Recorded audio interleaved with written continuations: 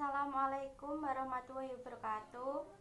Nama saya Aurera Carla Vania Putri Divanka dari kelas akuntansi D. Di sini saya akan menjelaskan tentang fungsi staffing. Staffing merupakan salah satu fungsi manajemen berupa penyusunan personalia pada suatu organisasi sejak dini dari merekrut tenaga kerja, pengembangannya sampai dengan usaha agar setiap petugas memberi daya guna maksimal kepada organisasi. Proses penyusunan personalia. Kegiatan-kegiatan penyusunan personalia sangat erat hubungan tugas-tugas kepemimpinan, motivasi, dan komunikasi, sehingga sering ditempatkan sebagai bagian dari fungsi pengarahan. Fungsi penyusunan personalia harus dilaksanakan oleh semua manajer baik perusahaan besar maupun perusahaan kecil. Langkah-langkah proses penyusunan personalia ada 5, yaitu 1. Perencanaan sumber daya manusia, 2. Penarikan, 3. Seleksi, 4. Pengenalan dan orientasi, 5. Latihan dan pengembangan. 1. Perencanaan sumber daya manusia. Perencanaan sumber daya manusia adalah kemampuan terpadu dari daya pikir dan daya fisik yang dimiliki individu. Perilaku dan sifatnya ditentukan oleh keturunan dan lingkungannya. Komponen-komponen perencanaan sumber daya manusia. Tujuannya yaitu perencanaan sumber daya manusia harus mempunyai tujuan yang berdasarkan kepentingan individu, organisasi, dan kepentingan nasional. Perencanaan organisasi merupakan aktivitas yang dilakukan perusahaan untuk mengadakan perubahan yang positif bagi perkembangan organisasi.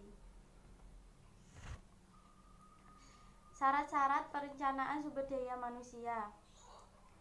1. Mengetahui secara jelas masalah yang akan direncanakan. 2.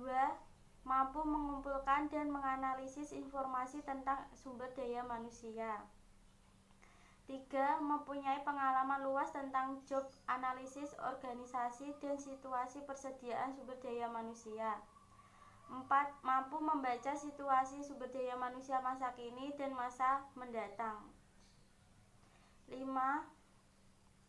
Mampu memperkirakan peningkatan sumber daya manusia dan teknologi masa depan.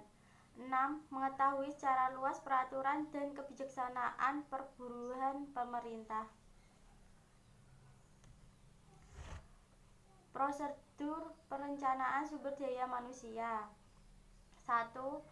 Menetapkan secara jelas kualitas dan kuantitas sumber daya manusia yang dibutuhkan. 2. Mengumpulkan data dan informasi tentang sumber daya manusia. 3. Mengelompokkan data dan informasi serta menganalisisnya. 4. Menetapkan beberapa alternatif. 5. Memilih yang terbaik dan alternatif yang ada menjadi rencana. 6. Menginformasikan rencana kepada para karyawan untuk direalisasikan. 2. Penarikan. Suatu proses pencarian dan pengikatan para calon karyawan atau pelamar calon karyawan yang mampu untuk melamar sebagai karyawan.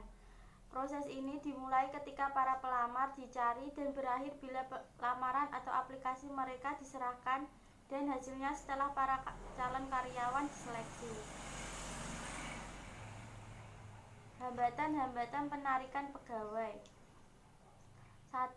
Hambatan kebijakan kompensasi. 2. Kebijakan status. 3. Rencana sumber daya manusia. 4. Kebijaksanaan promosi ganda dalam atau dari jenjang ke jenjang. 5. Kondisi pasar tenaga kerja. 6. Kondisi lingkungan ekstern akibat pengangguran tinggi yang lemah dan tenaga terampil yang langka. 7. Persyaratan jabatan. 8. Kondisi lingkungan. 9. Persyaratan kerja. 3. Seleksi.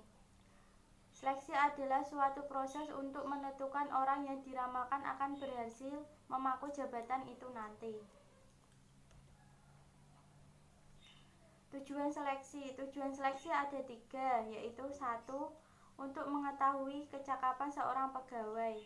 2. Berusaha untuk mendapatkan tenaga kerja yang cocok dengan pekerjaan yang dipangkunya.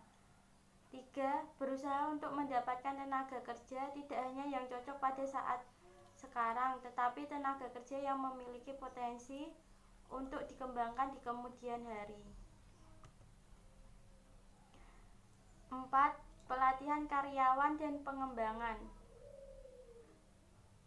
Tujuannya adalah untuk memperbaiki efektivitas kerja karyawan dan mencapai hasil-hasil kerja yang telah ditetapkan. Metode dalam pengembangan karyawan dibagi menjadi 2, yaitu metode on the job dan metode off the job. 1. Metode on the job dibagi menjadi 5, yaitu 1. Coaching, di mana atasan memberikan bimbingan dan pengarahan langsung kepada bawahan dalam pelaksanaan pekerjaan rutin mereka. 2. Line progression atau pemindahan karyawan dalam saluran-saluran yang ditentukan melalui tingkatan-tingkatan organisasi yang berbeda. 3. Rotasi jabatan, pemindahan karyawan melalui jabatan-jabatan yang bermacam-macam dan berbeda-beda. 4. Penugasan sementara, di mana bawahan ditempatkan pada posisi manajemen tertentu untuk dijaga waktu yang ditetapkan. 5. Sistem-sistem penilaian presentasi formal. 2. Metode of the job. 1.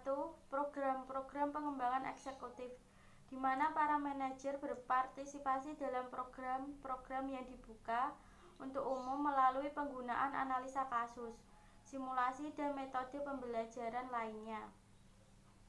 2. Latihan laboratorium, di mana orang belajar menjadi sensitif atau peka terhadap orang lain, lingkungan, dan sebagainya. 3. Pengembangan organisasi, yang menekankan perubahan, pertumbuhan, dan pengembangan keseluruhan organisasi. 4. Penilaian pelaksanaan kerja. Kompensasi kepada karyawan bertujuan untuk 1. Pemenuhan kebutuhan ekonomi karyawan atau sebagai jaminan ekonomi security bagi karyawan. 2. Mendorong agar karyawan lebih baik, lebih giat. 3. Menunjukkan bahwa perusahaan mengalami kemajuan.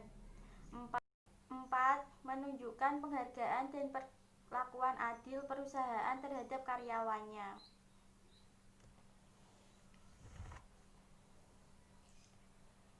Terminologi dalam kompensasi ada 4, yaitu 1. Upah atau gaji, 2. Intensif, 3. Tunjangan, 4. Fasilitas. Sekian video penjelasan dari saya.